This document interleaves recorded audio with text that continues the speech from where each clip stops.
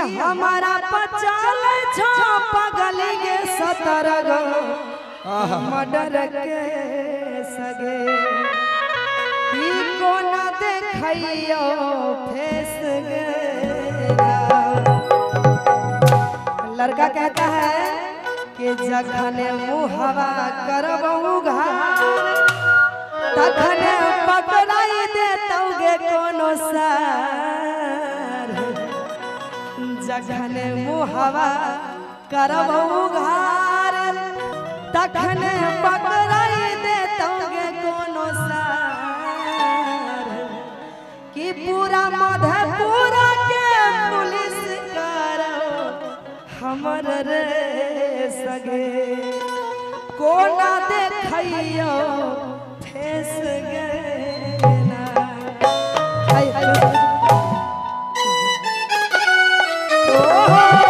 एक ताली हो गई इधर से जियो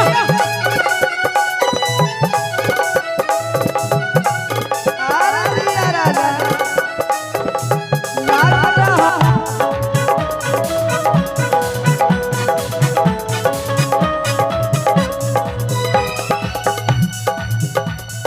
जिला मधेपुरा में चलाई पगली हमर शासन गे।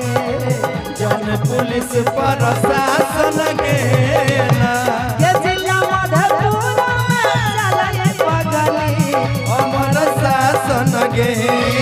जन पुलिस प्रशासन गे ना धर धर गोली चलतो राजगंज के चौक पर। धर धर गोली चलतो राजगंज के चौक पर। धर धर गोली चलतो बिहारी चौक पर। नाचे पर तो छोड़ी तोरा राइफल के नोक पर। नाचे पर तो छोड़ी तोरा राइफल के नोक पर। नाचे पर तो छोड़ी तोरा राइफल के नोक पर।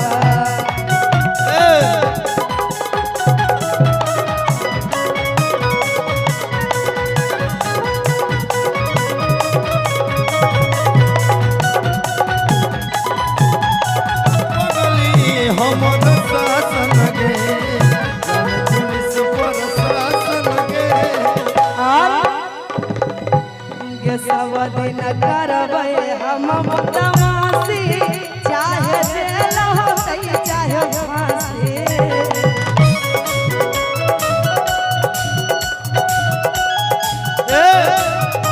गे सब दिन करबौ बदमाशी चाहे जेल होतै चाहे फांसी। बगली जेल होतै चाहे फांसी।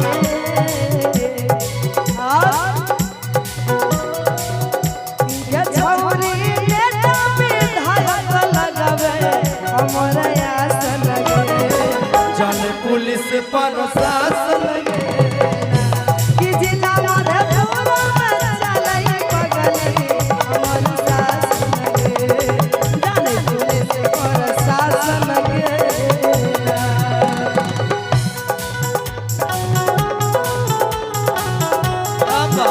ऐसे गलियों में लगे दिल तोरा कि घुंघरू बांध लिए मैंने ये घुंघरू बांध लिए मैंने ये घुंघरू बांध लिए मैंने ये घुंघरू बांध लिए।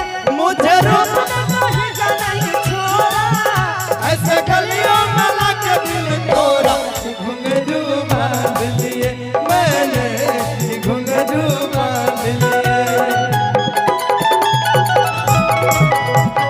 शासन गे जाने पुलिस प्रशासन गे ना।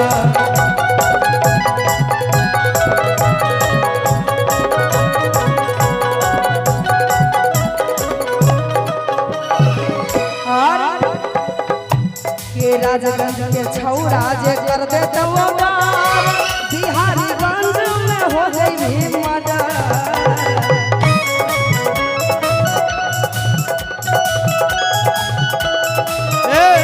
राजगंज के छौरा जे दो देता बिहारीगंज में हो जे भी मर्डर।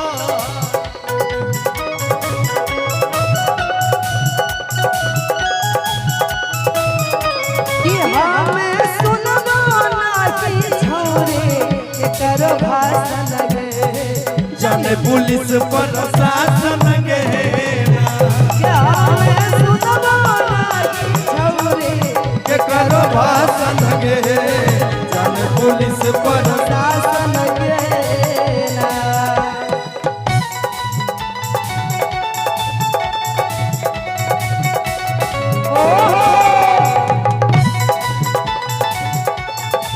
हाय जिया राजा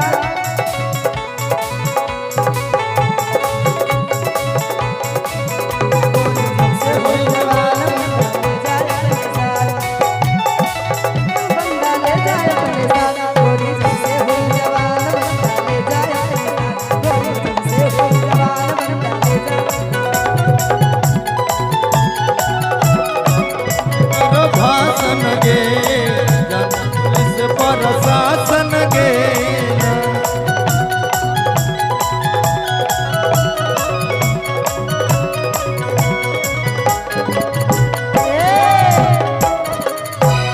कहने कि अरे हाथ में कट्टा